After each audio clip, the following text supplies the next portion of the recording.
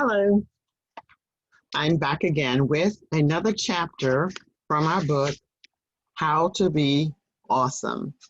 I'm Dr. Priscilla.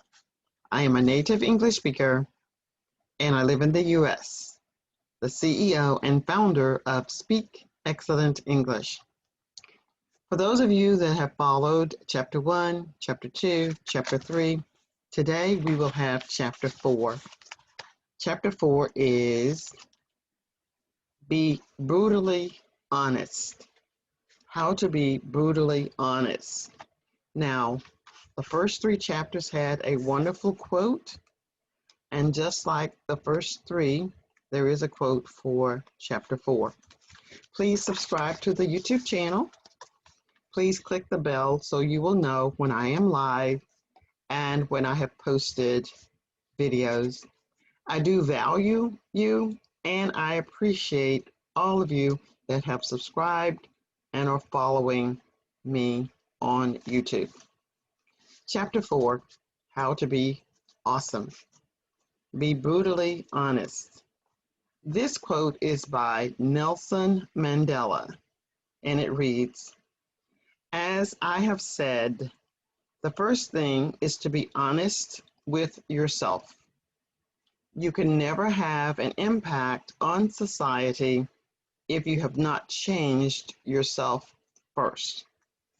If you want to have an impact on someone else, first make sure that you know who you are, your intentions, and what the impact that you want to leave on someone else.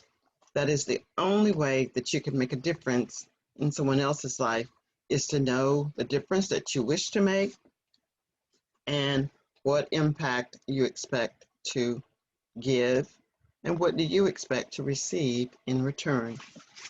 So in chapter 4, it is to be brutally honest. When we become brutally honest, we have to look at ourselves inwardly, and sometimes this can be devastating when you get to see who you really are, and if who you really are is what you really want to be. If you're happy with who you are, there's nothing to do. If you're not, you should take immediate steps to change. And as an English speaking person, one of the things that I have found is that sense of feeling of being incomplete, not good enough, but you are. You have everything within yourself to be as good as you could possibly be. And who could argue with that?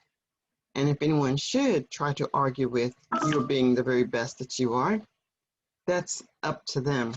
What is more important is, what are you doing to be, that's right, the best version of yourself? So in this book, we have Dan saying things like this: work with things that interest you. Observe whether what you have to offer, if the market is even interested in it, it could be of value to you, but only to you. So once you figure out whether the market, being the people that you might have something that you want to share with them, if they're interested in it, observe whether the market wants what you have, and if you're willing to put in the time to provide it, even if you don't love doing the work, but it's something that you want to do or you feel that it is going to benefit others. Once you start doing it, if your intentions are good, you will feel better as time goes on about the work that you have to put in. So think about, this may not be a good example for you, but if you wanted to have a physically fit body, you may not enjoy going to the gym, but man, those results are awesome. So once you start putting in the time, you'll accept that the work that is required to do it, you will do it.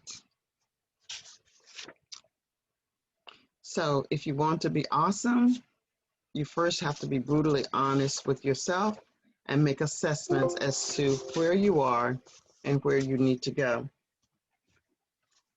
My battery My battery is going low. Here. When you find out what it is that you want to do, what it is that you need to do, then just start to do it. Just be brutally honest.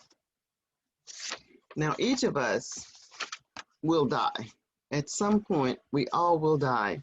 And it will be very sad if we have not lived to our full extent so that everything that is within us has been shared with others.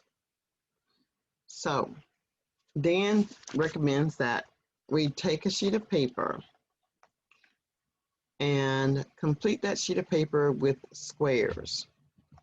Whatever your belief is about how long you will live, think about the people in your family, your parents, your great-grandparents. Let's just say that they all live to be 95 years of age. Create a sheet of paper with 95 squares on this paper. Shade out for every year that you have already lived, even if your birthday is today, shade out all the years that you have lived. If you have lived 30 years and the sheet contains 95 squares, you have 95 minus 30 years to go. If you are 50, you have 50 squares lived and 45 squares to go. If you are 60, you get the idea. Now that you know how many years you have left, you can plan out the remainder of your future. Keep in mind, time goes really fast. You can even reflect on what did you do in the years that you've shaded out. Some years you might remember some specific things.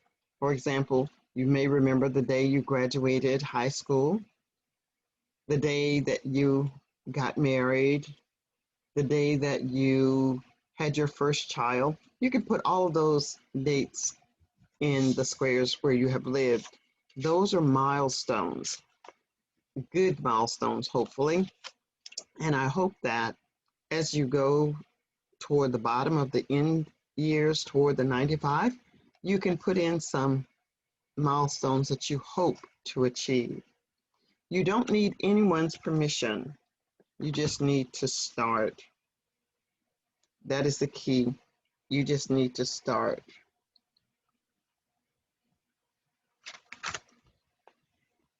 Dan also says, follow your passion. If it isn't something that you're passionate about, you probably will not do it. I gave an example earlier. If you go to the gym, the results that you might receive by doing something that you don't particularly enjoy, which is exercise and working out. But the results, man, they might look really good on you. So the last things that Dan leaves us with in chapter 4 are figure out where you are right now. Where are you today? Today, and what can you do? What path can you set yourself on to reach some of the goals that you've put on that sheet of paper with the squares?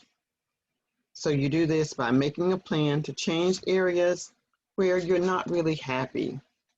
What do you need to do starting today? And what can you do? When can you do that something? Look at it day to day or week to week, or you could do it month to month. But do decide that you need to change if you're not pleased with where you are at this very moment. The next thing is a fast way to see how long you have left is what I just described. Create that blank sheet of paper with the 95 squares. And more importantly than anything else that you do today and the rest of your life, you don't need permission. You don't need anyone's permission to do anything. You just have to approve of it yourself. The thing that you approve of, make sure that it is within the rules of the law. You don't want to break any laws. But if you can accomplish something that others see as dangerous, foolish, incredible. If you can see yourself being successful at it, if you see yourself as being amazed, excited, happy about it, and if what you are going to do is going to benefit others, follow your passion. I want to encourage you to subscribe to my YouTube channel. Be sure to click the bell so that you can be aware of all of the live streams that I post. And I look forward to speaking with you all in a class.